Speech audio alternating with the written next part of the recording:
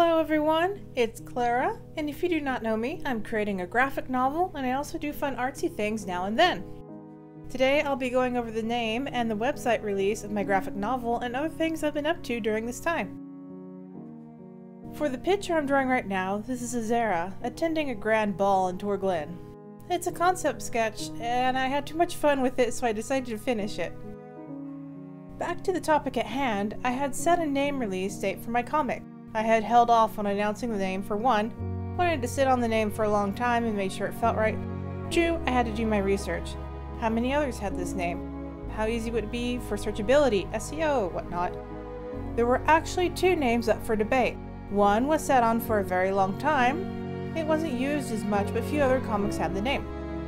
Based on my research, long as everything is completely different, characters and story-wise, it's alright to have the same name for a webcomic. But I still didn't feel too right about it, but at the time I didn't have any other name picked out. The chosen name didn't actually jump out at me until I was writing script, and a character said it. Well, that'd be a nice comic name. So this one was chosen. Without further ado, the graphic novel's name is Beyond the Still Wall. Unique, fantastic searchability because of that too, and pairs well with the story itself, as the still wall is a strong focus for half of the story. But I'm sure some of you are dying to know, what was the other name? Well, for a long time we have been using the name Fractured because it just fit well with the characters. Each one is fractured in their own way or some form. While simple, cool sounding, and metaphorical for many of the characters, it was also just too common of a word in its own sense. I'm happily confident with this choice. And a mini breather to touch back on the picture here. At this point, I had made the bodice into a pretty rose brocade pattern. It looked so nice, I didn't want to keep the embroidered roses as I felt it would be way too busy and you wouldn't be able to admire it either. No worries, we saved that design for another dress, another time.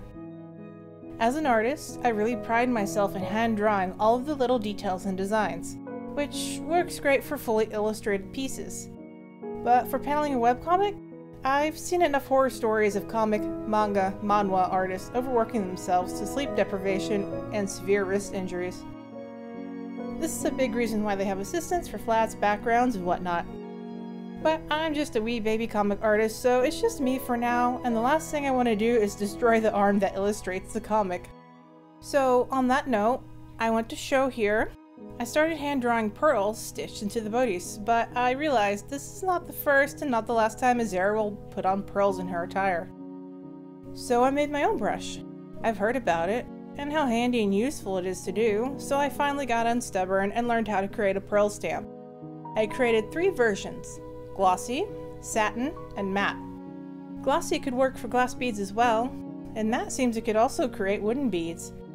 Creating these were a lot of fun. It kept it in my style, and it will save my wrist from doing 500 little circles and renders. I definitely plan to create more. Now, back to more current events. With the name release of the webcomic graphic novel, also came with it the launch of the official website for the comic. I haven't made a website in a long time, but thankfully, website builders have jumped leaps and bounds, and creating websites these days have become super smooth and streamlined. Even if you don't know coding, most websites have pretty intuitive builders baked in.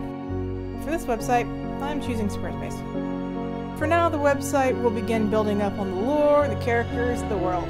A place I can have a news feed with all the creations in one easy to find spot. In the next video, I'd like to go over the comic plans and scheduling and where we're currently sitting at. There's been a lot of changes and so much progress. As of right now, the website is live. You can find all of these goodies at www.beyondthestillwall.com.